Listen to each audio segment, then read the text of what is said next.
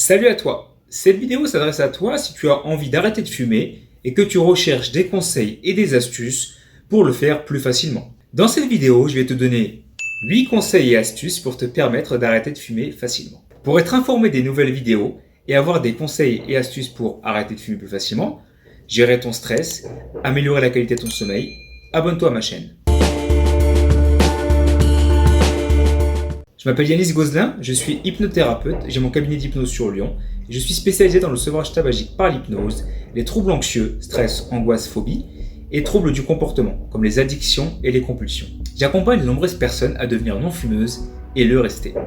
Les techniques que je vais te donner aujourd'hui vont t'aider dans ton processus de sevrage tabagique si tu souhaites le faire seul.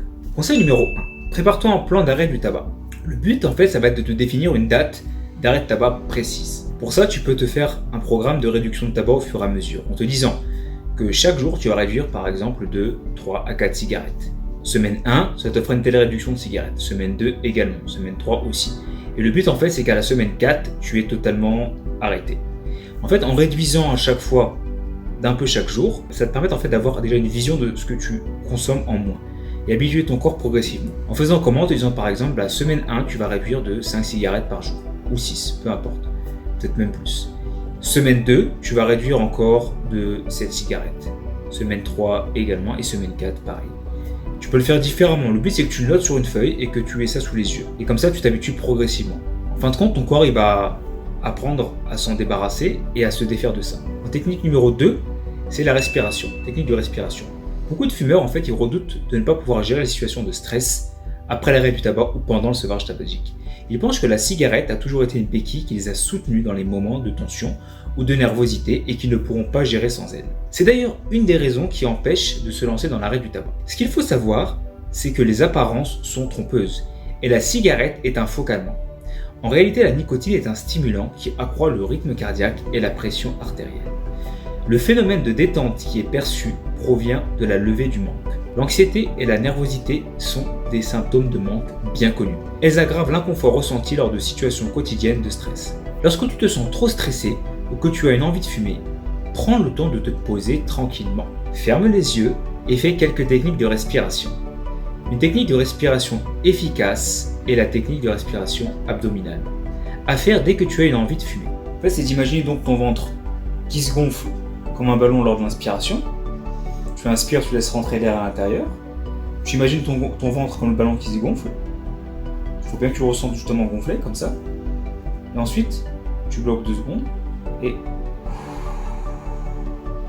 quand tu expires, donc tu souffles l'air, tu mets la main sur le ventre. Et tu sens le ballon qui se dégonfle et donc le ventre qui rentre en même temps. Deuxième fois, donc tu inspires l'air, tu laisses rentrer l'air à l'intérieur de toi. Et tu sens le ballon au fond de toi qui se gonfle. De la même manière. Donc là, tu as le ventre qui se gonfle, comme le ballon. Et quand tu expires, tu sens ton ventre qui rentre. Et le ballon qui se dégonfle. Et donc ça, c'est une technique de respiration que tu vas pouvoir utiliser quand tu te sens stressé, quand tu te sens un peu en tension, ou même simplement quand tu as besoin de prendre un peu de temps pour toi. Tu peux le faire également quand tu sens que tu as envie de fumer. Tu fais ça, cette technique de respiration, et après, tu l'as fait pendant, imaginons, 2-3 minutes, sur plusieurs cycles, et après tu te poses la question, en te disant, bah là en fait, est-ce que j'ai encore envie de fumer? Si la réponse est non, très bien. Tu passes à la suite, tu refais ta journée normale, et si tu as une autre envie qui vient, tu fais la même chose. Si vraiment tu sens que tu as envie de fumer, à ce moment-là, fais-le. Déjà, le fait de pouvoir faire cette respiration-là, ça va un peu dissiper l'envie, voire même peut-être la dissiper complètement. En 3, ça va être de noter tes motivations personnelles. C'est important de pouvoir noter tes motivations personnelles. Pourquoi? Parce que c'est ce qui permet de motiver à arrêter de fumer. Je te recommande en fait de noter sur une feuille. Est-ce que c'est l'argent? Est-ce que c'est le côté santé? Est-ce que c'est le côté pour la famille? Peu importe. Note toutes tes motivations personnelles et puis associe en fait à chaque motivation personnelle une image en particulier. Par exemple pour la santé, tu peux imaginer des poumons d'une personne saine. Tu peux imaginer aussi une protection des poumons. Si c'est plutôt pour la question du voyage et de pouvoir justement avoir de l'argent pour voyager, imaginons, et tu peux imaginer dans ton esprit, plus les images elles vont être fortes, plus elles vont t'impacter positivement. Maintenant, ce que tu peux faire, c'est les noter, donc associer l'image avec et pouvoir les placer où tu veux chez toi, de manière à les avoir aussi sous les yeux régulièrement. En 4, ça va être de mettre des post-it.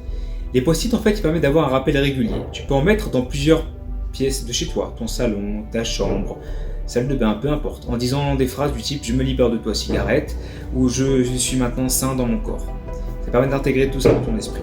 En 5, ça va être d'éliminer toutes les distractions. Éliminer toutes les distractions qui vont te donner envie de fumer, c'est-à-dire la cigarette, le briquet, le tabac roulé. Tu peux tout jeter. Cela te permet en fait de plus être tenté. Ça vient le jour J où tu arrêtes de fumer. En 6, ça va être de distraire ton esprit.